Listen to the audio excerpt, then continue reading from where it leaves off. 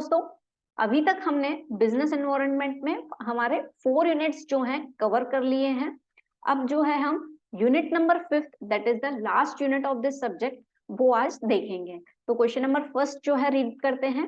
Point out the situation of technological environment in India, okay, and give a note on technology transfer. Technological environment की क्या situation है India में और technological transfer क्या होता है ये हम देखेंगे। तो सबसे पहले यदि हम बात करें टेक्नोलॉजिकल एनवायरनमेंट या टेक्नोलॉजी क्या होती है, दैट मीन्स अपने काम को आसान करने के लिए आप जिस टेक्निक का यूज करते हैं उसे ही हम टेक्नोलॉजी कहते हैं। यदि हम किसी एग्जाम्पल से इसको समझना चाहें तो फॉर एग्जाम्पल कि मुझे किसी के अकाउंट में पैसे ट्रांसफर करना है। अब क्या है, या उसके लिए मुझे क्या करना पड़ेगा, बैंक जाना पड़ेगा और वहां पे उस कस्टमर का अकाउंट नंबर और डिटेल्स फिल करके देनी पड़ेगी और अकाउंट में पैसे ट्रांसफर हो जाएंगे। लेकिन टेक्नोलॉजी की मदद से अगर जैसे कि अब मोबाइल बैंकिंग आ गई है, जिससे जो है मैं घर बैठे ऑनलाइन वे में क्या कर सकती हूँ, उस पर्टिकुलर पर्सन के पास जो है मोबाइल ऐप से जो है अमाउंट ट्रांसफर कर सकती हूँ। तो ये किसकी मदद से हुआ, टेक्नोलॉजी की मदद से हुआ कि हमारे पास वो सॉफ्टवेयर है जिसकी मदद से जो है हम जो जहाँ पे हमारा फिजिकल एग्जिस्टेंस चाहिए था कि पैसे जमा करना है तो हमें बैंक जाना पड़ेगा, तो अब वो चीज नहीं पड़ती। तो यहाँ पे क्या होता है, आपका काम आसान होता है और समय भी बचता है। इसी को ही हम टेक्नोलॉजी कहते हैं या टेक्नोलॉजिकल एनवायरनमेंट कहते हैं हमारे बिजनेस के लिए। अब टेक्नोलॉजिकल एनवायरनमेंट आपको मदद करता है, दैट मीन्स आपके पास सिस्टमेटिक नॉलेज होना चाहिए किस चीज का, जो आप प्रोडक्ट क्या कर रहे हैं, कोई प्रोडक्ट को मैन्युफैक्चर कर रहे हैं और तो उसको मैन्युफैक्चरिंग करने में क्या हो जाए, आपको आसानी हो जाए, इजी लग जाए आपको, है ना। या कोई सर्विस रेंडर कर रहे हैं तो उसमें जो है आपको इजी अवेलेबिलिटी हो जाए कि आपकी सर्विस जो है तुरंत मिनटों में आपके पास अवेल हो जाए। जैसे कि अभी हमने बैंक का एग्जांपल दिया, या जो आपका एग्जिस्टिंग प्रोडक्ट जिसमें आप डील कर रहे हैं उसमें जो है एग्जिस्टिंग प्रोडक्ट हो सकता है, सर्विस हो सकता है, उसमें इम्प्रोवाइजेशन हो जाए with the help of any technique, या किसी टेक्निक की मदद से या किसी एक्सपर्टाइज की मदद से जो है आपका एग्जिस्टिंग प्रोडक्ट जो है क्या हो जाए, इम्प्रूव हो जाए। उसी को ही हम टेक्नोलॉजिकल एनवायरनमेंट कहते हैं कि ये इम्पैक्ट करता है हमारे बिजनेस में। ठीक है, अब इसी में ही यदि हम आगे बढ़े तो हम देखते हैं forms of technological process. Technology के कुछ फॉर्म्स होते हैं, किस तरीके से होते हैं वो, यूजली जो है ये 3 टाइप्स रहते हैं। न्यूट्रल टेक्नोलॉजिकल प्रोसेस, ये क्या होता है कि आपका आउटपुट जो है इस कंडीशन में हायर आउटपुट आता है with the same combination of inputs. जितने इनपुट्स आप पहले डालते थे उतने ही डाले हैं, बट आप with the help of technology क्या हुआ है, आपका प्रोडक्शन जो है या आपका आउटपुट जो है वो ज्यादा आया है। दूसरा, लेबर सेविंग टेक्नोलॉजी प्रोसेस, ऐसा प्रोसेस होता है कि लेबर तो आपने सेम डाले हैं, ओके, लेबर इनपुट्स जो हैं आपके सेम हैं, बट आउटपुट जो है आपका क्या है, हायर आउटपुट है, हमेशा आपका आउटपुट ज्यादा आएगा। कैपिटल सेविंग टेक्नोलॉजी प्रोसेस में यदि बात करें तो कैपिटल इनपुट जो है आपका वो तो सेम किया है जितना आप हर बार करते हैं, बट आपका आउटपुट जो है ज्यादा आया है। किस कारण से, किस कारण से, with the help of technology की मदद से आपने कैपिटल उतना ही डाला लेकिन आपका आउटपुट आ गया, लेबर उतने ही डाले लेकिन आपका आउटपुट प्रोडक्शन जो है वो ज्यादा हो रहा है, और सेम ऐसा ही न्यूट्रल में। ओके, तो ये होते हैं फॉर्म्स ऑफ टेक्नोलॉजिकल प्रोसेस। अब देखें हम रोल ऑफ टेक्नोलॉजी, टेक्नोलॉजी का क्या रोल है हमारे बिजनेस पर। तो प्रोएफिशिएंट यूज ऑफ रिसोर्स, हम रिसोर्सेज का बेहतर इस्तेमाल कर पाते हैं जब हमारे पास टेक्नोलॉजी होती है। Okay, that means optimum resources जितने भी हैं उसका हम प्रॉपर यूटिलाइजेशन कर पाते हैं। मोर प्रोडक्शन, प्रोडक्शन अच्छे से हो जाता है विथ लेस रिसोर्सेज, लेबर कम लगते हैं, प्रोडक्शन अच्छा होता है, जैसे कि अभी हमने देखा फॉर्म्स ऑफ टेक्नोलॉजी प्रोसेस में, है ना। फिर increasing efficiency and productivity, technology की मदद से जो है हमारी इफिशियंसी भी बढ़ती है एंड प्रोडक्टिविटी भी बढ़ती है, क्योंकि अगर कई नई मशीनरी आ गई अपडेटेड वर्जन वाली, तो कहीं ना कहीं हमारी इफिशियंसी भी वहां पे बढ़ेगी, काम जल्दी होगा, नए प्रोडक्ट्स आ पाएंगे। ओके, स्टैंडर्ड ऑफ लिविंग बढ़ेगा, ऑब्वियसली बढ़ेगा। जो काम पहले हम हैंडमेड करते थे, अब जो है हम देखते हैं with the help of new technology machines जो है, हम वो काम जो है बहुत ही आसानी से कर लेते हैं, तो स्टैंडर्ड ऑफ लिविंग भी बढ़ेगा। एंड इंक्रीज इन रिसोर्सेज, और कहीं ना कहीं रिसोर्सेज भी बढ़ेंगे। Okay, so this are the role of technology का ये महत्व है कि ये हमें मदद करता है कि रिसोर्सेज का प्रॉपर यूटिलाइजेशन हो, और ज्यादा रिसोर्सेज हमारे पास अवेल होते हैं। क्या होता है कि अगर मशीनरी की मदद से हमारा समय बचा है तो हम और प्रोडक्शन करते हैं, तो हमारे पास रिसोर्सेज जो हैं और अवेल होते हैं। तो ये है रोल ऑफ टेक्नोलॉजी। अब आगे बढ़े, यदि इसमें टेक्नोलॉजी ट्रांसफर, एक शब्द है टेक्नोलॉजी ट्रांसफर। अब क्या होता है टेक्नोलॉजी ट्रांसफर? दैट मीन्स कि एक जगह से दूसरी जगह पे हम किसी की एक्सपर्टाइज का यूज कर सकते हैं, या किसी इक्विपमेंट का यूज कर सकते हैं, है ना, या तो सर्विस ले सकते हैं या प्रोडक्ट ले सकते हैं। तो उस एक जगह से दूसरी जगह ट्रांसफर करने के अलग अलग मेथड्स होते हैं, उसी को ही कहते हैं टेक्नोलॉजी ट्रांसफर। ओके, तो इसके क्या क्या मेथड्स हैं उस पे यदि हम बात करें, तो मेथड्स ऑफ टेक्नोलॉजी ट्रांसफर, अलग अलग तरीकों से हम टेक्नोलॉजी को ट्रांसफर कर सकते हैं फ्रॉम, यदि हम लिखें from one place to another. ठीक है, मेथड्स ऑफ टेक्नोलॉजी ट्रांसफर, कहीं से ट्रेनिंग अडॉप्ट करके हमें लगता है कि वो काम हमारा अच्छा हो जाएगा यदि हम वहां से ट्रेन होके आ गए, है ना, या आप बीइंग अ टीचर हैं, आपने बहुत सारे सेमिनार्स बड़े बड़े लेवल पे अटेंड किए, तो आप ट्रेनिंग की मदद से जो है अपना काम जो है आसान कर सकते हैं। तो ट्रेनिंग से, या employment of a technical expert, आपको लगता है कि आपके बिजनेस में कोई टेक्निकल एक्सपर्ट को आप एम्प्लॉय कर देंगे तो आपका काम जो है और अच्छा हो सकता है। तो उस ये एक वे होता है टेक्नोलॉजी ट्रांसफर का, है ना, कहीं बाहर से आप कोई एक्सपर्ट को लेकर आ गए। जैसे यूजली मेट्रो रेल का जो प्रोजेक्ट चल रहा है, तो वहां पे जो है फॉरेन से एक्सपर्ट बुलाए जाते हैं, क्योंकि यहाँ पे जो टेक्नोलॉजी है वो फॉरेन में द बेस्ट टेक्नोलॉजी है, तो वहां से एक्सपर्ट्स को बुलाया जाता है और उनसे एडवाइस ली जाती है मेट्रो रेल के उसमें। तो इस तरीके से हो सकता है। दूसरा, contracts for supply of machine and equipments, हम कॉन्ट्रैक्ट कर सकते हैं लोगों से कि हम कुछ इक्विपमेंट्स या मशीनरी बुलवा लें जो हमारे बिजनेस में ऐसा हमें लगता है कि विद दिस मशीनरी जो है हमारा काम आसान हो जाएगा। तो ये है लाइसेंसिंग एग्रीमेंट, हम किसी की भी दूसरी कंपनी के साथ लाइसेंसिंग एग्रीमेंट में आ सकते हैं कि हम उनसे लाइसेंस ले लें कि उन्होंने जो मशीनरी बनाई है, या उन्होंने जो प्रोडक्ट बनाया है, या उन्होंने जो सर्विस है, वो जो है हम उसका यूटिलाइजेशन करें, हम उसका यूज कर पाए अपने बिजनेस में। तो ये होता है लाइसेंसिंग एग्रीमेंट। इस तरीके से भी हम टेक्नोलॉजी का ट्रांसफर कर सकते हैं। और टर्न की कॉन्ट्रैक्ट्स, जब कोई कॉम्प्लेक्स तरीके की टेक्नोलॉजी का हमें यूज करना है, मतलब बहुत बड़े लेवल पे, तो वहां पे जो है हम इस टेक्नोलॉजी का यूज करते हैं। हम लोगों के साथ उनको प्रोडक्ट ही न देती है वो कंपनी, बट वो वहां उनको जो है वहां की डिजाइन क्या है, आपके प्रोडक्ट की स्टाइल क्या रहेगी, ये सब चीजों की भी एक्सपर्टाइज जो है हम उनसे कॉन्ट्रैक्ट कर लेते हैं कि ये सब चीजें भी हमें आपकी दे दीजिए। तो ये होता है टेक्नोलॉजी ट्रांसफर। ठीक है, अब बढ़ते हैं हम हमारे नेक्स्ट क्वेश्चन पे। Right an article on e commerce. Okay, e commerce पे आर्टिकल लिखना है, discuss its advantages and disadvantages, और ई कॉमर्स के क्या एडवांटेजेस हैं और डिसएडवांटेजेस हैं वो हमें देखना है।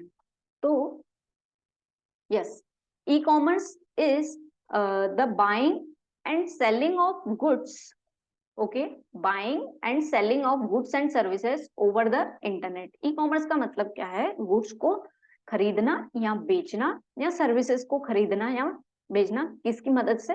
इंटरनेट की मदद। It is conducted over computers, इसको किसकी मदद से हम हेल्प ले सकते हैं? कंप्यूटर्स, टैबलेट, स्मार्टफोन्स, या और कोई गैजेट्स हो सकते हैं, and other smart devices. Okay, इसी को ही हम ई कॉमर्स कहते हैं।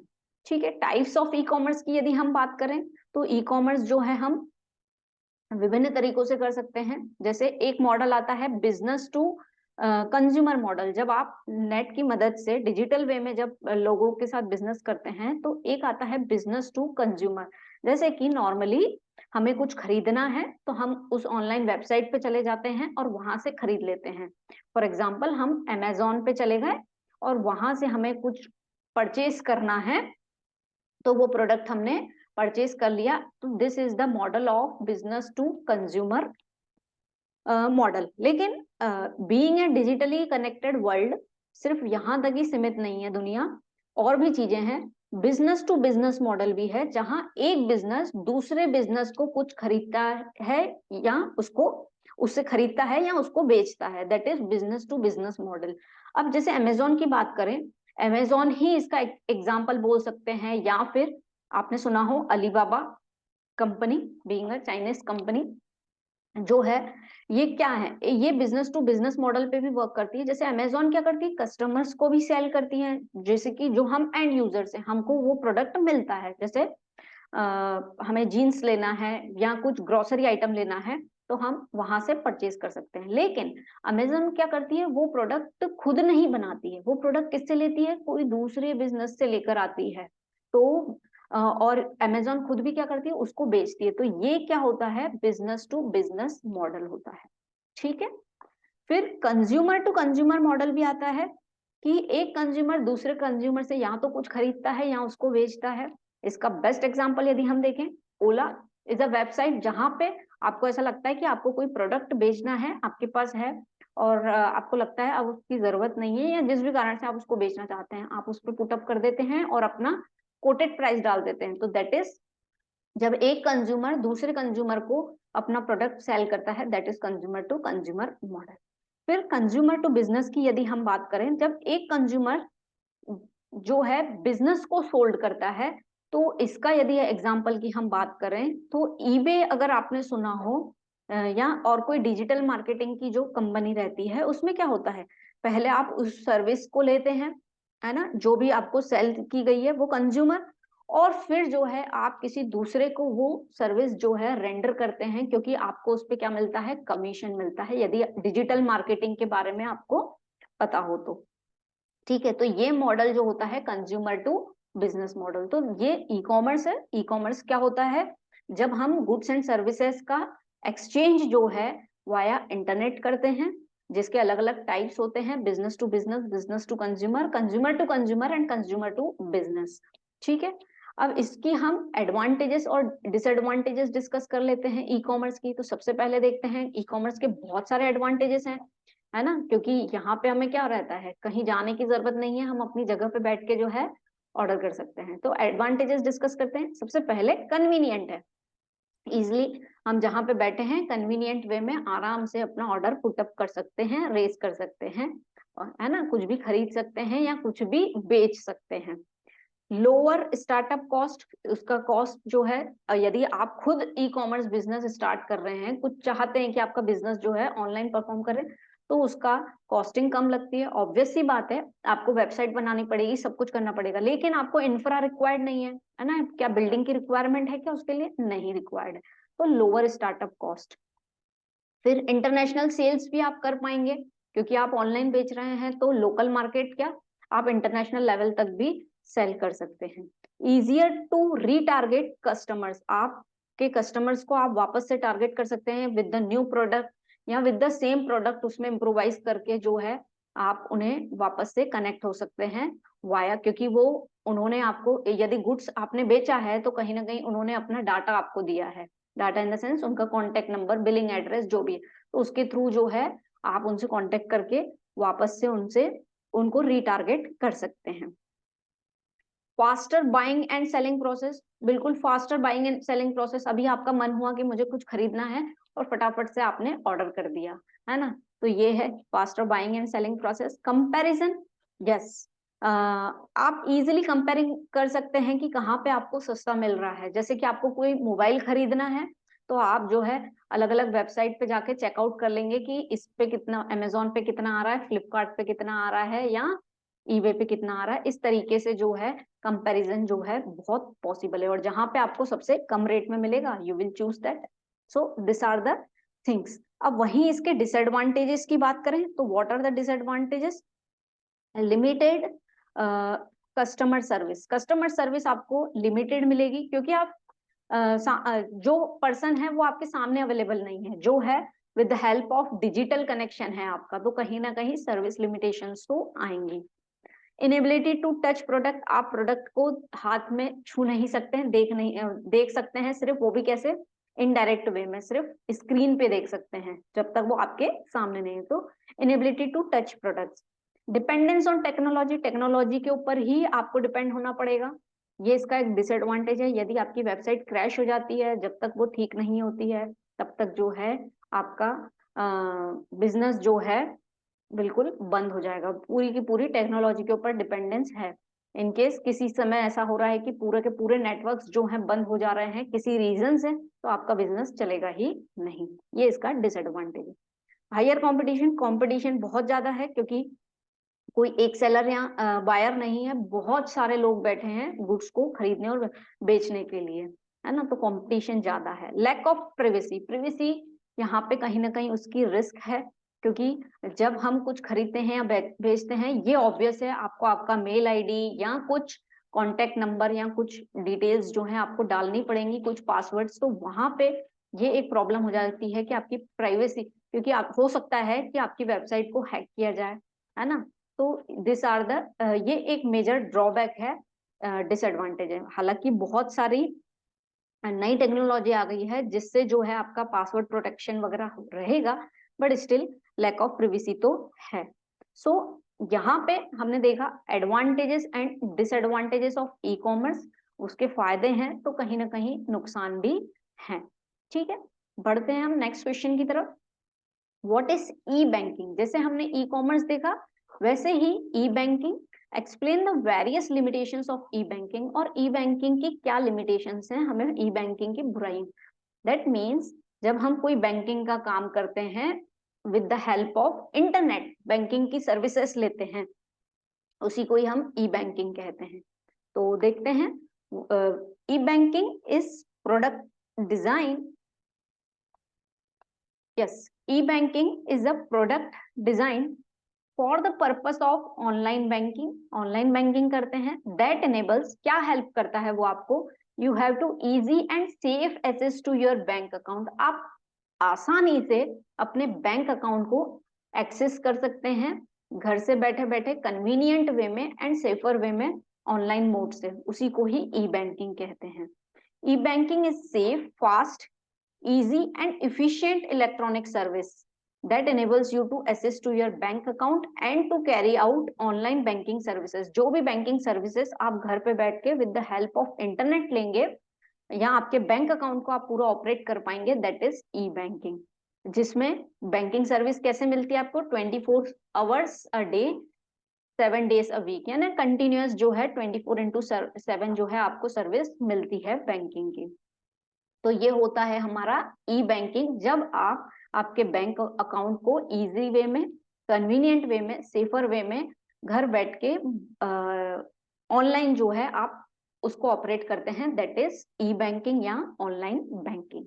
ठीक है, अब लिमिटेशंस, इसकी बुराइयों की यदि हम बात करें तो कुछ बुराइयां, जो कि नेट है, ऑनलाइन है, तो कहीं ना कहीं वो चीजें रहेंगी ही हमेशा।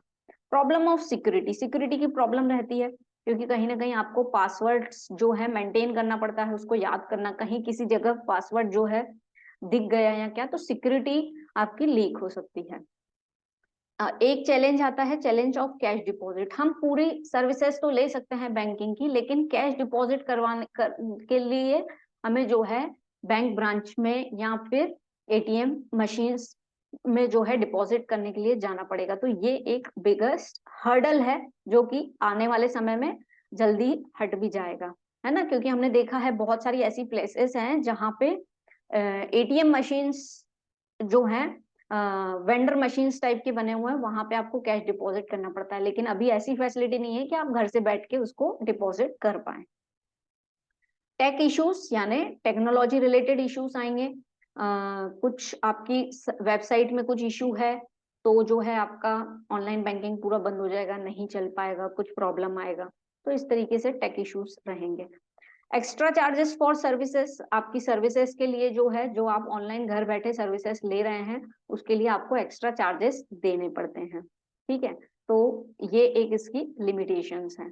फ्रॉड के चांसेस हैं, हमने देखा है बहुत बार आपको कॉल आ जाता है कि आपका आधार कार्ड जो है बैंक अकाउंट से लिंक करवा दीजिए, है ना। तो वो एक प्रोसेस रहता है जिसमें आपको फ्रॉड वे में इन्वॉल्व किया जाता है कि आपके अकाउंट की इंफॉर्मेशन लीक करने की कोशिश की जाती है, और ताकि वो जो है क्या कर सके, हैक कर सके आपका अकाउंट, और पूरा का पूरा जितना अकाउंट में अमाउंट है वो अपने पास ले सके। तो ये कुछ लिमिटेशंस हैं, लेकिन यदि हम केयरफुली उनको करते हैं तो definitely E banking is a good option.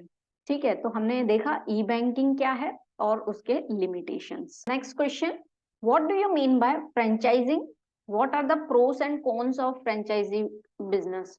Franchise क्या होती है और फ्रेंचाइजी बिजनेस के प्रोस एंड कॉन्स, यानी उसके क्या एडवांटेजेस हैं और क्या डिसएडवांटेजेस हैं, है ना, वो हमें देखना है। तो सबसे पहले फ्रेंचाइजी बिजनेस क्या होता है। A franchisee is a business whereby the owner license its operation along with its product branding and knowledge in exchange for a franchisee fee। इसको यदि हम समझें, फ्रेंचाइजी क्या होता है, जहां पर जो ऑनर रहता है, जिसका बिजनेस है, उसे हम बोलते हैं फ्रेंचाइजर,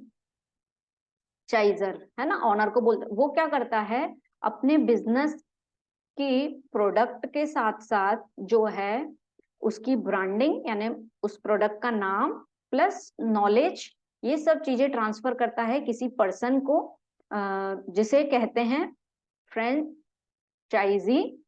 और वो फ्रेंचाइजी जो है फ्रेंचाइजर को यानी ऑनर को क्या देता है, उसके बिहाफ पे फी देता है ना, कुछ कमीशन देता है उस पर्टिकुलर बिजनेस को। दैट मीन्स आप किसी को परमिशन देते हो कि आपके जैसा ही बिजनेस या आउटलेट जो है कोई दूसरा पर्सन कर सकता है, लेकिन उस बिहाफ पे आप उनसे क्या लेते हो, कमीशन। जैसे कि a franchisor is the business that grants licence to its franchisees. तो फ्रेंचाइजर एक तरीके का बिजनेस है जो लाइसेंस ग्रांट करता है किसको, फ्रेंचाइजीज को, है ना। तो इसका बेस्ट एग्जांपल यदि हम देखें, Coca Cola is a foreign brand soft drink company है, लेकिन कोको कोला अभी भी फ्रेंचाइजी बिजनेस बेस्ड मॉडल है।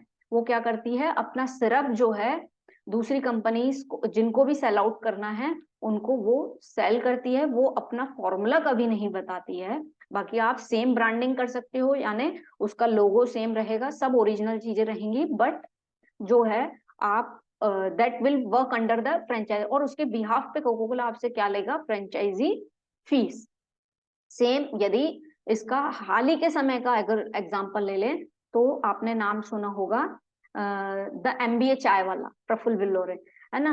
उन्होंने क्या किया है, उन्होंने खुद एक बिजनेस सेटअप किया है, और उसके बाद अब जिसको भी उनके जैसा आउटलेट बनाना है, same colour combination of the logo या आउटलेट सेम वैसा ही डिजाइन रहेगा, सेम रेसिपीज, दैट मीन्स जो उनके प्रोडक्ट के इंडिग्रेंट्स रहेंगे सब सेम रहेंगे, और उसके बिहाफ पे वो आपसे क्या चार्ज करते हैं, कमीशन चार्ज करते हैं। तो ये फ्रेंचाइजी के अंडर आता है।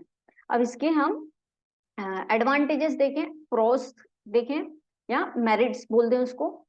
तो क्या होते हैं फ्रेंचाइजी बिजनेस के, रेडीमेड बिजनेस फॉर्मूला, आपको रेडीमेड एक तरीके का बिजनेस मिल जाता है, आपको सिर्फ उसको चलाना है, क्योंकि ऑलरेडी कोई उसको चला चुका है और उसके बाद ही आप उसको खरीद रहे हैं, है ना। तो रेडीमेड बिजनेस फॉर्मूला मिल रहा है। Market tested product and services, आपको पता है कि ये पर्टिकुलर प्रोडक्ट या सर्विस जो है मार्केट में चलेगा, मैकडोनल्ड्स, है ना, टेस्टेड एंड ट्रायल है। सो आपको ऐसा प्रोडक्ट या सर्विस मिलता है जो कि ऑलरेडी टेस्टेड है मार्केट में। ब्रांड रिकॉग्निशन, आपको पता है कि इस ब्रांड की वैल्यू है और आप उसका फ्रेंचाइजी बिजनेस करते हैं, आपको खुद को ब्रांड बनाने में लंबा समय लग जाता है, तो वो जो है एक एडवांटेजेस है कि ऑलरेडी आपको ब्रांड नेम मिल चुका होता है। Large decisions are already made, जो इससे कंपनी से रिलेटेड जो बड़े बड़े डिसीजन होते हैं कि उसका स्टार्टअप कॉस्ट या उसका इंफ्रा कहाँ से, या उसका लोगो डिजाइन, जो भी चीजें रहती हैं इनिशियल लेवल पे, वो सब डिसीजंस हो जाते हैं, उसके बाद ही आप फ्रेंचाइजी बिजनेस करते हैं। आप तो एक रेडीमेड बिजनेस खरीद कर लाते हैं, एक तरीके से चलाते हैं और उसके बिहाफ पे उसका पेमेंट करते हैं। लिस्ट ऑफ अप्रूव्ड सप्लायर्स, आपको पता रहता है कि आपके पास कौन कौन से सप्लायर्स हो सकते हैं, तो ये इसका एक एडवांटेजेस है। ठीक है।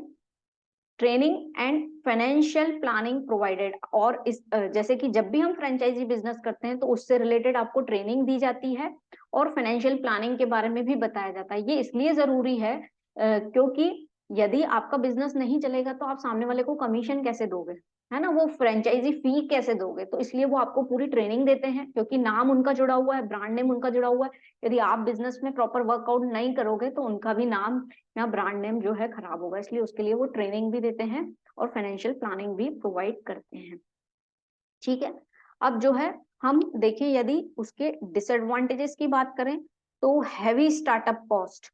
आपको जब भी आप फ्रेंचाइजी बिजनेस करेंगे तो आपको उसके लिए क्या करना पड़ेगा, एक अच्छा खासा इनिशियल अमाउंट जो है आपको पे करना पड़ता है फ्रेंचाइजी बिजनेस में। तो ये एक उसका डिसएडवांटेज है। देन अगर सेकंड की बात करें, रॉयल्टी कॉस्ट, जैसे कि हमने बात करी कि एक फ्रेंचाइजी फी आपको देनी पड़ती है, कमीशन देनी पड़ती है। यूजुअली कमीशन के साथ साथ आप जो उनका लंबे समय तक उनके बिजनेस का यूज कर रहे हैं या उनके आउटलेट भी यदि उनका बना हुआ है तो उस पर आपको रॉयल्टी कॉस्ट देना पड़ेगा, जो यूजुअली जो है लगभग 4.5 से 12.5% के बीच में रहती है। ठीक है, then lack of territory choice, आपके पास लिमिटेशंस बहुत रहती हैं कि जरूरी नहीं है कि वो प्रोडक्ट हर जगह यूज हो, है ना, तो ये आपके पास एक लिमिटेशन रहती है। लैक ऑफ क्रिएटिव कंट्रोल, आप खुद की तरह से अपने वे में नहीं सोच सकते, बहुत ज्यादा बंदिशें रहती हैं, क्योंकि कहीं ना कहीं जो ऑपरेट कर रहा है उस बिजनेस को उसके रूल्स एंड रेगुलेशंस आपको फॉलो करना है। आपको लगता है कि ये बिजनेस में यदि हम ये क्रिएटिविटी लाते हैं तो इससे बिजनेस अच्छा हो पाएगा, लेकिन उसके ऊपर आपको कंट्रोल रहता है ना, सामने वाला आपको नहीं करना देता है। तो ये सब देखा हमने कि ये कुछ डिसएडवांटेजेस भी हैं फ्रेंचाइजी बिजनेस के। So here we had seen unit number 5 जिसमें हमने ई कॉमर्स, ई बैंकिंग के ऊपर बात की और फ्रेंचाइजी के ऊपर बात की। तो किस तरीके से टेक्नोलॉजी इंपैक्ट करती है हमारे बिजनेस पे, तो वो भी हमने देखा। सो विद दिस हम यहाँ पे यूनिट नंबर 5 जो है फिनिश करते हैं और पूरे बैंकिंग बिजनेस एनवायरनमेंट का रिवीजन जो है यहाँ पे खत्म होता है। With this, all the best for your examination. Thank you.